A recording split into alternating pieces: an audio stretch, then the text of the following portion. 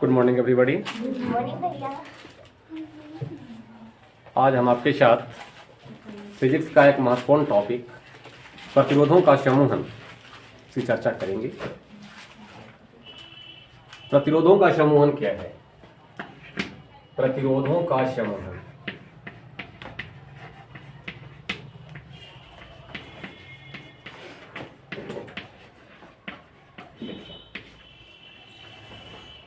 समूहन का मतलब होता है कई, ढेर सारा। तो प्रतिरोधों के समूहन का मतलब होता है कई प्रतिरोधों को एक साथ जोड़ा जाना। कई प्रतिरोधों को एक साथ जोड़ा जाना प्रतिरोधों का समूहन कहलाता है। प्रतिरोध का समूहन दो प्रकार के होते हैं। एक का नाम होता है श्रेणी क्रम समूहन, सीरीज कॉम्बिनेशन, श्रेणी क्रम समूहन, और दूसरे का नाम होता है समानांतर क्रम समूहन। समानांतर क्रम समूहन देखें, समझे, कुछ नहीं। ऐसे माने कि जैसे शादी विवाह होता है, लोग तिलक दहेज में बहुत सारे सामान मांग लेते हैं। स्थितियां सब दिन समान नहीं होती। मान लीजिए कि बिजली से चलने वाले 3 यंत्र ने मांग लिए अपने ससुराल वालों से। एक टीवी लिए, दूसरा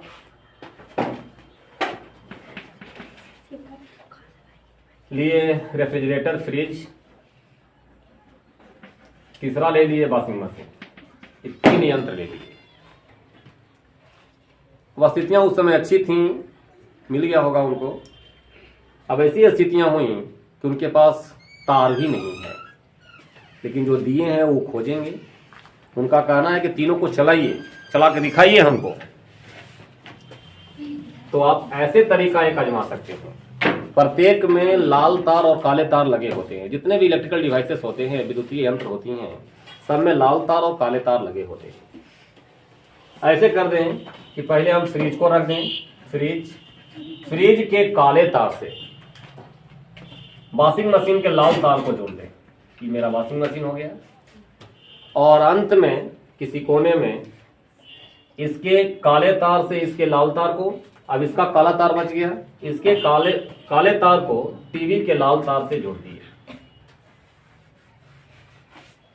तो क्या देख रहे हैं? अगर काला तार को धन ध्रुव प्लस वाला कहें, इसका वाला माइनस, फिर इसका प्लस, इसके वाला माइनस, ऐसे जोड़ करके, और इसका माइनस और फिर इसका क्या बच गया, प्लस, इसको ले जा करके बैटरी से जोड़ दें। तब प्रतिरोधों का जो ऐसा समूहन होगा, ऐसे समूहन को हम लोग श्रेणी क्रम समूहन कहते हैं। प्रतिरोधों का वैसा समूहन जिसमें एक प्रतिरोध के धन ध्रुव को दूसरे प्रतिरोध के ऋण ध्रुव के साथ, दूसरे के धन ध्रुव को तीसरे के ऋण ध्रुव के साथ जोड़कर उसमें धारा प्रवाहित की जाए, तब प्रतिरोधों का ऐसा समूहन श्रेणी क्रम समूहन कहलाता है। आपसे पूछेगा श्रेणी क्रम समूहन का व्यंजक क्या है, या इसकी तुल्य प्रतिरोध का मान क्या होगा। ऐसे समझें, मान लेते हैं कि 3 प्रतिरोध R1, R2 एवं R3, ए है, यहां तक बी है, चाहे मान लिया जाए कि 3 प्रतिरोध R1, R2 एवं R3 है।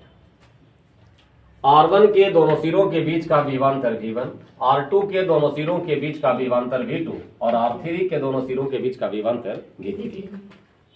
और जैसी कुंजी K को दबाकर इसमें धारा प्रवाहित करेंगे, धारा I बहना शुरू होगा परिपथ में। I धारा R1 से होके गुजरेगा, R2 से भी होके गुजरेगा, R3 से भी होकर के गुजरेगा, सबसे होकर के I धारा प्रवाहित होंगे। तो ऐसे में पूछेगा आपसे कि इसकी तुल्य प्रतिरोध मालूम करें। समझे तुल्य प्रतिरोध क्या होता है? तुल्य प्रतिरोध होता है एक वैसा अकेला प्रतिरोध जो इन तीनों प्रतिरोध के बराबर उनके विभवांतर हों और इतना ही विद्युत धारा का उपभोग करे जितना ये तीनों उपभोग कर रहा है। हम मान लेते हैं कि ऐसा अकेला जो प्रतिरोध है वह प्रतिरोध R वाला है। ये R का अकेला प्रतिरोध जिनके सिरों के बीच का विभवांतर भी है, अकेला प्रतिरोध है। अब इसका मान R है, इनके दोनों सिरों के बीच का विभवांतर भी है। तो हमको ये R और ये R1 R2 R3 के बीच संबंध बताना है। कैसे होगा भाई? अब जितना देखेंगे उतना बोलेंगे। कहेंगे कि माना कि 3 प्रतिरोध R1 R2 R3 श्रेणी क्रम समूहन में समूहित है। R1 R2 R3 का विभवांतर क्रमशः V1 V2 तथा V3 है। कुंजी K को दबाकर परिपथ में I एम्पियर की धारा प्रवाहित की जाती है। अब लगा देंगे ओम के नियम से।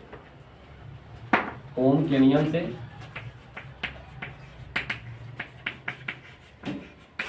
ओम साहब का नियम कहता है कि जो R होते हैं V और I का अनुपात होता है। यानी R1 बराबर हम कितना लिखेंगे? V1 बटा कितना I।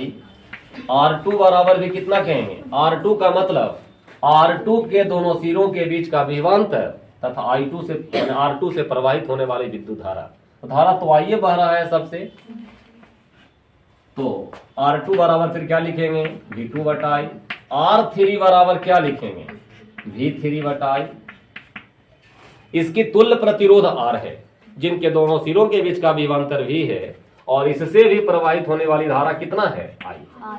तो ऐसे सिचुएशन में इसको हम लोग इक्वेशन नंबर 1, इसको 2, इसको 3 कर दे, तीनों को जोड़ दे तो R1 समीकरण 1 प्लस 2 प्लस 3 से तीनों को जोड़ दें। देखो तो क्या कहेंगे? R1 plus R2 plus R3 बराबर कितना होगा?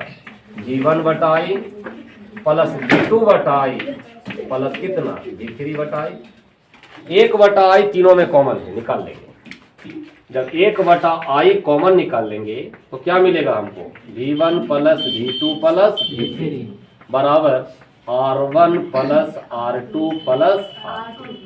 हमने बताया है कि तुल्य प्रतिरोध वे प्रतिरोध होते हैं जो अकेले परिपथ में श्रेणी क्रम समूहन में लगे हुए सारे प्रतिरोधों के बराबर अकेले विभवांतर का उपभोग करते हैं। तो ये V1 V2 V3 ये 3 था, अकेले इनका भी है। दैट मीन्स जो V का मान होगा वो V1 plus V2 plus V3 के मान के बराबर होगा। तो ये V1 plus V2 plus V3 को हम लोग भी कहेंगे। तो V बटा I बराबर क्या होगा? R1 plus R2 plus R3। यानी V बटा I का मान R, तो R बराबर क्या लिखेंगे हम लोग? R1 plus R2 plus R3। यही हो गया इनकी तुल्य प्रतिरोध का व्यंजक। अब इसी पर न्यूमेरिकल पूछता है, बार बार आपसे सवाल पूछेगा कि 10 ओम 15 ओम का 2 प्रतिरोध श्रेणी क्रम समूहन में समूहित हैं, तब उनकी तुल्य प्रतिरोध का मान क्या होगा?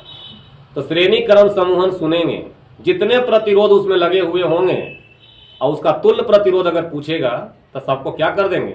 जोड़ देंगे। तो 10 और 15 कितना होगा? 25 हो। इसका आंसर होगा। इसमें 2 3 4 बात हम निष्कर्ष निकाल सकते हैं। पहला बात कि जब भी किसी चीज में कुछ जोड़िएगा तब वो मिलेगा। इसका मतलब है कि 2 या 2 चीज को जोड़ने से तीसरा मिलता है, तो तीसरा हमेशा दोनों से क्या होगा? बड़ा होगा। यानी श्रेणी क्रम समूहन में जो मिलने वाले समतुल्य प्रतिरोध का मान होता है वो समूहन में जुड़े हुए सारे प्रतिरोधों के मान से बड़ा होता है। श्रेणी क्रम समूहन में सारे प्रतिरोध से होकर के एक ही विद्युत धारा प्रवाहित होता है। विभवांतर सारे प्रतिरोधों का अलग अलग होता है। इस पर जितना न्यूमेरिकल पूछना है पूछेंगे। जैसे सवाल आपसे पूछेगा 1 ओम के 5 प्रतिरोध श्रेणी क्रम समूहन में समूहित हैं। 1 ओम के 5 प्रतिरोध श्रेणी क्रम समूहन में समूहित हैं, तब इनकी तुल्य प्रतिरोध क्या होगा? अगर 1 गो होता 1 ओम, 2 गो जुट गया तो 1 का 1 2 ओम, 3 गो होता तो 3 ओम, कै ठो है तो कितना ओम होगा? 5 ठो है तो 5 ओम। 5 में इनकी तुल्य प्रतिरोध होगा। अब जे वो दिया हुआ रहेगा, जितने प्रतिरोध दिए हुए रहेंगे उसको फटाफट हम जोड़ करके बता सकते हैं इनके तुल्य प्रतिरोध कितना होगा। आपको ऐसा भी सवाल देगा कि निम्नलिखित में 3 ओम और 4 ओम, 3 ओम 4 ओम 7 ओम और कुछ दे देगा, मतलब इनमें से चाहे 3 ही देगा आपको। 3 4 और 7 में श्रेणी क्रम समूहन का तुल्य प्रतिरोध कौन हो सकता है? तो 3, 4 और 7 में श्रेणी क्रम समूहन का तुल्य प्रतिरोध हमेशा बड़का होगा। तो बड़ा वाला कौन है? 7। सही में 3 और 4 जुड़ने के बाद 7 होता है कि नहीं होता है? यही होता है श्रेणी क्रम समूहन। मुझे आशा है बहुत अच्छी तरह से आप लोग समझ गए होंगे।